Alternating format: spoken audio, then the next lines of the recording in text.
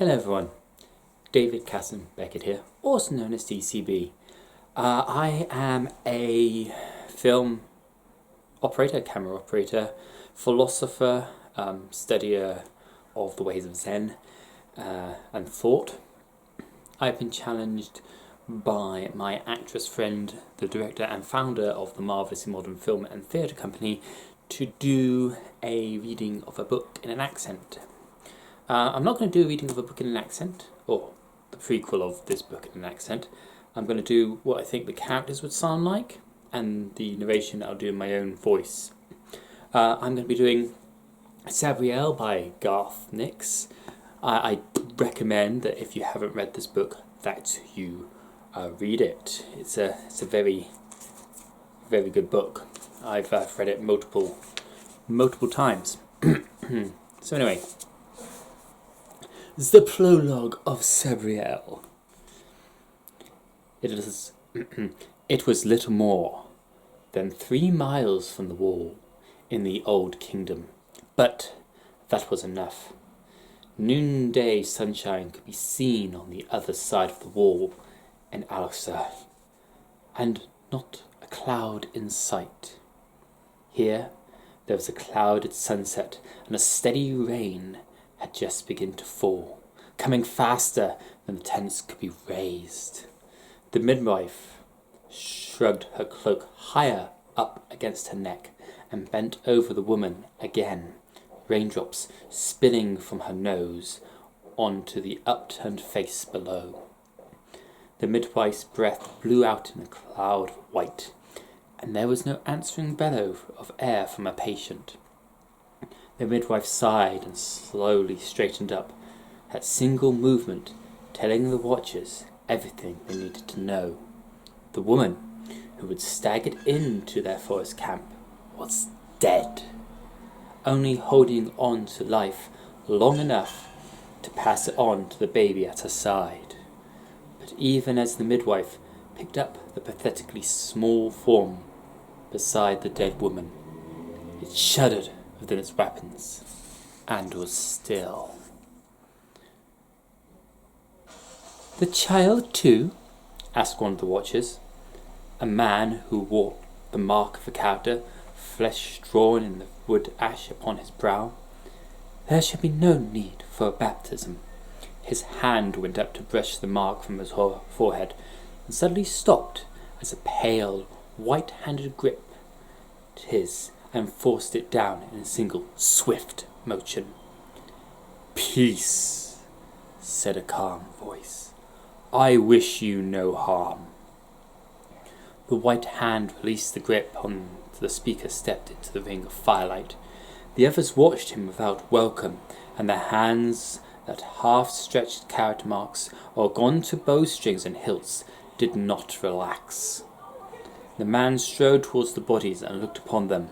Then he turned to face the watchers, pushing his hood back to reveal the face of someone who had taken paths far from sunlight, for his skin was deathly white. "I am called Osborne," he said. His words sent ripples through the people around him, as he had cast a large and weighty stone into a pool of stagnant water. "And there will be a baptism tonight." The character mage looked down at the bundle in the midwife's arms and said, "The child is dead, Osborne. We are travellers, are long lived under the sky, and it is often harsh, we know, Death Lord." "Not as I do," replied Osborne, smiling so his paper-white face crinkled at the corners and drew back from equally white teeth. "And I say the child is not dead." The man tried to meet Osborne's gaze, but faltered and looked away at his fellows. None moved or made any sign, till the woman said, "So, it is easily done. Sign the child, Ariel. We'll make a new camp at Lil's Fawns. Join us when you are finished here."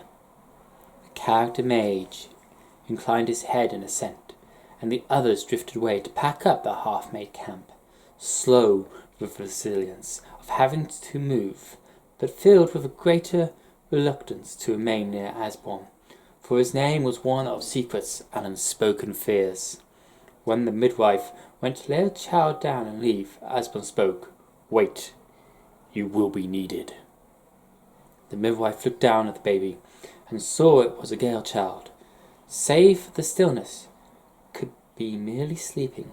She heard of Asbon, and if the girl could live, warily she picked up the child again and held it out to the coward maze. "If the character does not," began the man, but Asbon held up pale hands and interrupted. "Let us see what the character wills." The man looked at the child again and sighed. Then he took a small bottle from his pouch and held it aloft, crying out a chant that was the beginning of a character, one that listed all things that live or grew or once lived or would live again, and the bounds that held them all together. As he spoke, a light came to the bottle, pushing with the rhythm of the chant. Then the character was silent. He touched the bottle to the earth and to the sign of wood ash on his forehead, and then opened it over the child. A great flash lit the surrounding woods as the glowed liquid splashed over the child's head. But the priest cried, "By the character that binds all things, we name thee." Normally the parents of the child would then speak the name. Here only the Asbon spoke, and he said, "Sabriel." That's all you're going to get from this. I hope that you enjoyed that.